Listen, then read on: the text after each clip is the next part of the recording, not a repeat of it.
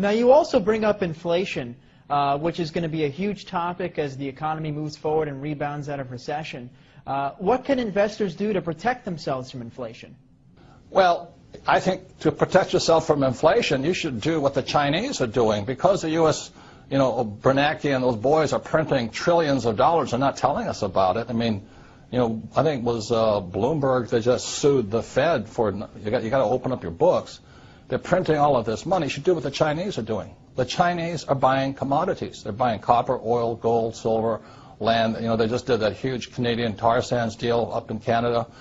So that's all I've ever done. If you look at my investment portfolio, I started investing in oil in 1966, real estate in 1973, and I have my own gold mine and my own silver mine. So if you're afraid of inflation, which you should be, I would think silver is the #1 investment today. Silver is a smoking deal. And silver at about $15, $16, $20 an ounce, average Joe can do it. You just cut out your Starbucks for a while and go buy some silver. You're in the game. Silver is one of the biggest things against inflation you'll ever see. Great investment. Are you personally buying silver? Absolutely. I mean, I've been buying it for years, so I just love silver. But I was buying it at $3 an ounce. Today it's about 15. The reason I like silver is this. #1, gold is hoarded. It's just stuffed away. It has no value to it. Silver is an industrial commodity. It means it's used in cell phones, cameras, computers. It's used everywhere.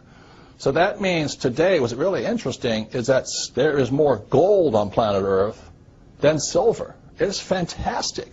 And back when, 1 year ago, I think silver was 50 times less expensive than gold. In other words, for 1 ounce of gold, I could buy 50 ounces of silver. Today, 1 ounce of gold will buy 70 ounces of silver, which means silver is a bargain today. Now, with all the government expansion, inflation looming, taxes running higher, would you say Obama's running the country like a rich dad or a poor dad? Obama?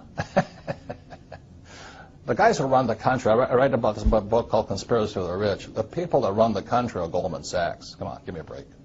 And the guys that control Goldman Sachs. It's run by the international banking cartels of the world.